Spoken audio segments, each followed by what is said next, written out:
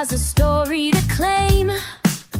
Sit back, listen to conversation between Terry Lynn and new authors on the rise, and let the journey begin.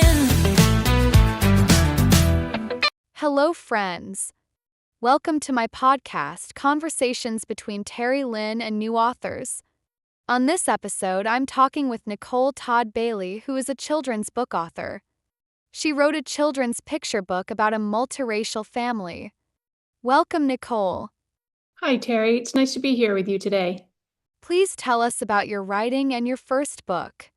Well, I actually just launched my first book on Monday, September 15th. So this is my launch week, and it's been very busy and very exciting.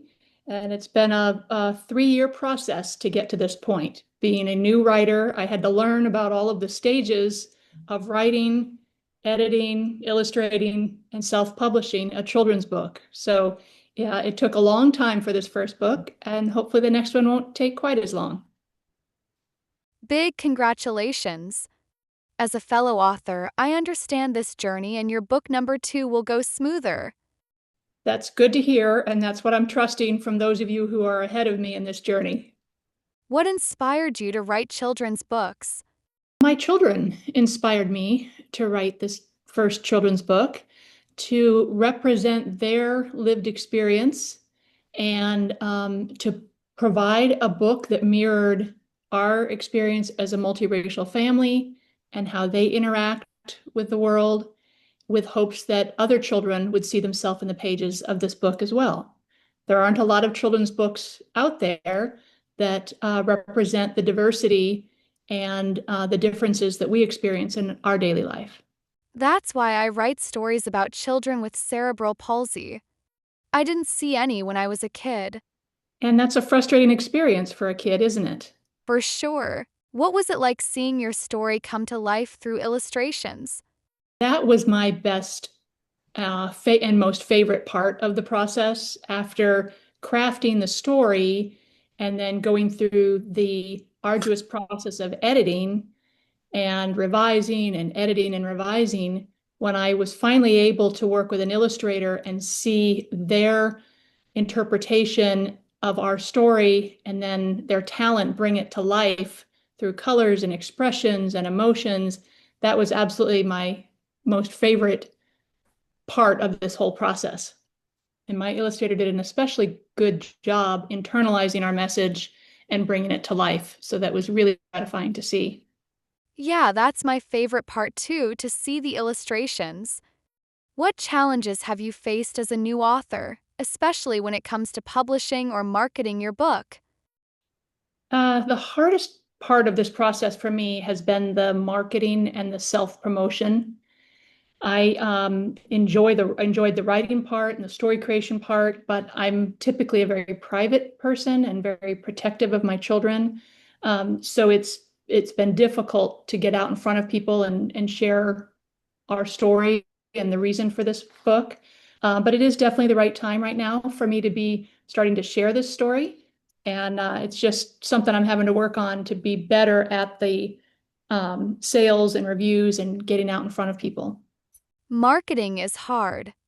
I think most authors are a private person. That is what I'm learning as I meet other authors, is that we like the quiet writing part, the creation part, but then having to get out in front of audiences and having to promote ourselves, exactly. It's not our favorite part. Yeah. That's right, Terry. What was your favorite book as a child, and do you think it influenced your writing style today? That's a great question.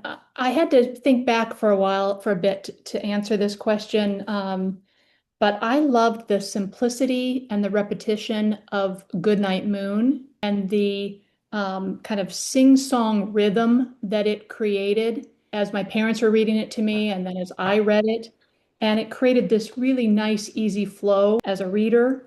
And I think that that rhythm that a book creates can make a book, so much more enjoyable. I like singing a song, like having that repetition and rhythm. And so I was very conscious about making my story as enjoyable and fluid for the reader as possible. I love the book Goodnight Moon also.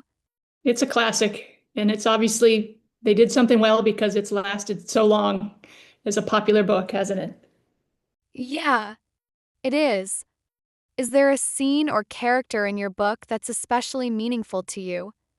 Well, both of my protagonists, Monono and Chiro, represent aspects of my children. So those two characters, of course, are very close to my heart because we designed them around aspects of my children. So those scenes, I think, where they are feeling sad in the story, where they're feeling alone or excluded, are the most emotional for me and therefore the most meaningful to see that represented. But that was part of our objective in this book was to share the feelings that children have when they are excluded and when they aren't feeling like they belong or have a place with other children. I absolutely love that Monono and Cairo are based on your kids. Thank you. Yes. And Monono means happiness in my son's um, birth country language of Marshallese. And Shiro is the name of a small town in Ethiopia where my daughter is from. So that's how those names came to be. Wow, that's very interesting how you named your characters. What age group do you write for, and what draws you to that specific audience? Well, for this first book, our target was early elementary ages. So generally 5 to 10, grades K through third. And I think what drew us to this is that this is the age when I noticed that my children first started experiencing some exclusion and some challenges at school and with other children, whether the children were asking inappropriate questions or leaving my children out. That's the age where I think it really starts to, some of these patterns in the classroom start to show up. And so that's the age we're trying to get our message out to. That's such an awesome reason to write. To make kids feel seen, included, and valued. Yep. And we need more of those kinds of books, don't we, Terry? Yeah, we do.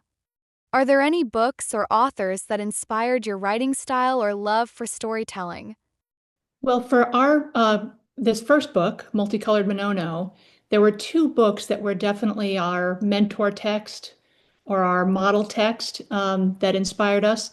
One is called A Mother for Chaco, which is a sweet book that depicts the sort of loneliness and then connection in the adoption process.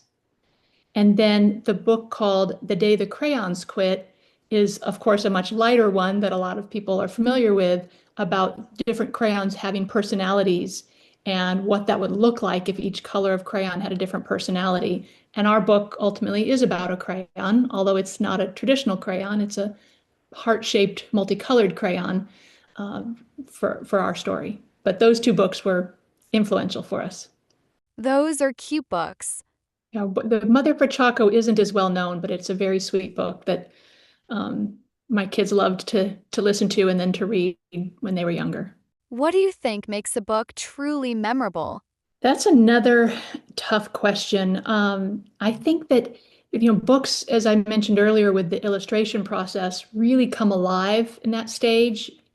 There's, of course, the writing, the character development, the story arc is all important, but those illustrations can play such a key role in how a book it becomes noticeable and memorable for the reader.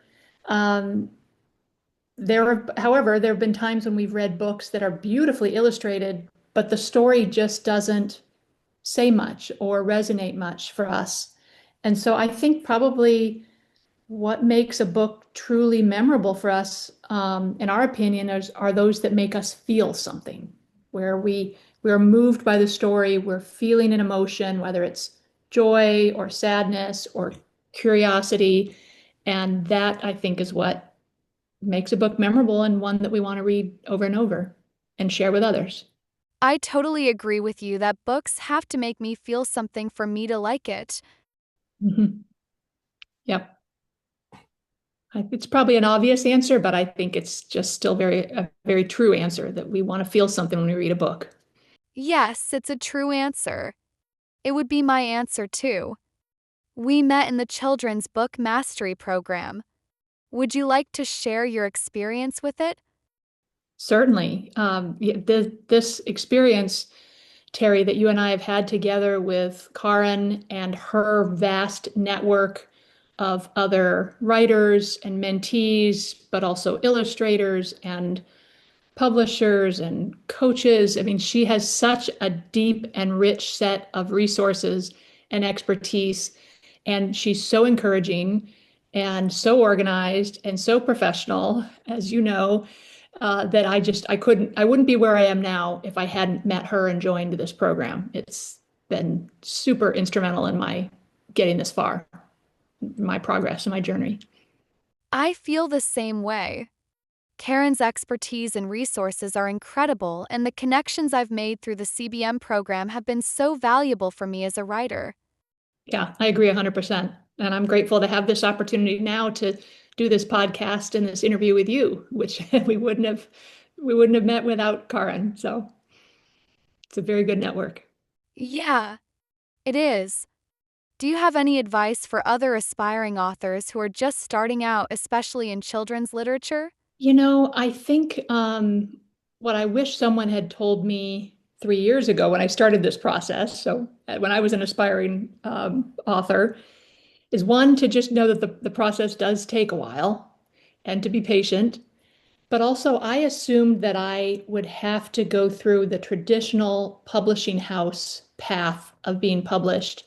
And if no publishers wanted my book, that I didn't have something worthwhile. And I learned that by self-publishing and being independent and working with the network that Corinne has provided us, that I can still be successful. And I've actually really enjoyed this process so much more than I expected.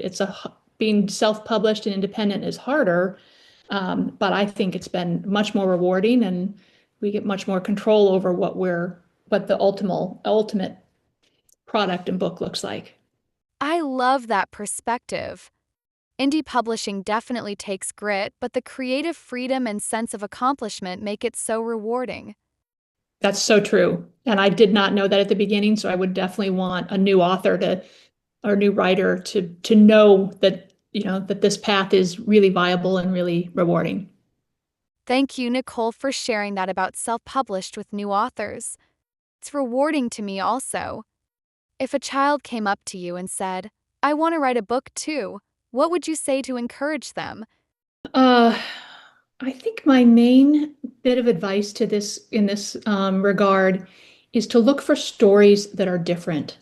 Look for, develop characters, story arcs, perspectives, people, places that aren't currently being that represented in the children's book market and on the shelves of children's bookshelves, because there are a lot of books around similar topics, and like you've done, Terry, and like my children and I have done with our book Multicolored Monono, I think we're representing a voice, an experience, and an important message around characters and stories that children need to hear that they don't get in the majority of the books. And so I just think I would encourage new writers to find those stories that are not yet told or are not as widely found on the bookshelves of bookstores for children. I hope that makes sense. I don't know if that one was as clear, but I just really feel like what you've done and what my kids and I are trying to do is to bring a mirror and a story, or a window in many cases for some kids, to other ways of life, other lived experiences, other perspectives, other points of view. And I think that's really important for kids. Absolutely, new voices and perspectives are so needed in children's books. Yep, I agree. And those are the ones I'm finding that I'm most drawn to, are my fellow authors, new authors who are writing something that is a topic that hasn't been well covered yet. So that's where I think the energy should be. What exciting projects or books are you working on next? Well, once we get through this busy launch season and get through this marketing and PR that I mentioned earlier is a difficult aspect for me, but certainly worth doing after all the work we've put into the book. We of course want to promote it. But once we get through that, then my plan is to write a follow-up to Multicolored Monono, because we do believe that there's more to Monono's story to tell.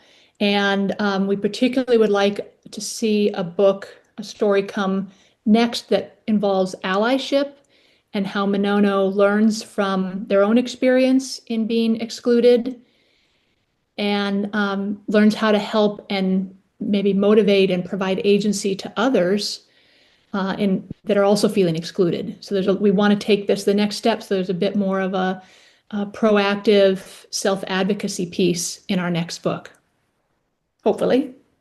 I look forward to reading your upcoming books. You certainly will hear it at some point in one of Karen's critique sessions. Thank you for your willingness to help out. You are welcome, Nicole. And I look forward to that. Where can people find you online and follow your journey? Thanks for asking. Yes, I have an author landing page, an author website that's called laneofourOwn.com, because we sort of consider ourselves being in a lane of our own, being that we're a trans, multiracial family. And on our website, we have information about our current book, Multicolored Monono, and where to buy it. Also the reviews we've received and some resources that teachers and parents and librarians can use to support discussions around our book's message. We also have some information about our adoptive experience and perspectives. So our laneofourOwn.com is a good website for some background information and some practical information. And I'm also on Instagram as well at Lane of Our Own. Thank you, Nicole, for your information. I will put the link to your website and your Instagram handler in this episode's notes below. Thank you. I appreciate you spreading the word as we do. We look out for each other. We try to, celebrate other new authors and spread their word and information broadly, don't we? Yeah, we do. Is it anything else you want people to know about you? I think just the one other thought that I had in preparing for this, Terry, is just, to let folks know how involved my children have been in this process, because I am trying to amplify their voice and share a story of their lived experience rather than mine. It's been very important for me to have their input, their buy-in, and their participation. And they helped with the story arc and the conflict, the word choices, our illustration and the symbolism in our illustrations. They're helping with some of my social media, with some of my, preparing some of my little giveaways that I have that are the little multicolored crayons that match our book. So they've been helping with all kinds of elements of my story, which is important to me since it is their lived experience that we're representing through our Multicolored Monono story.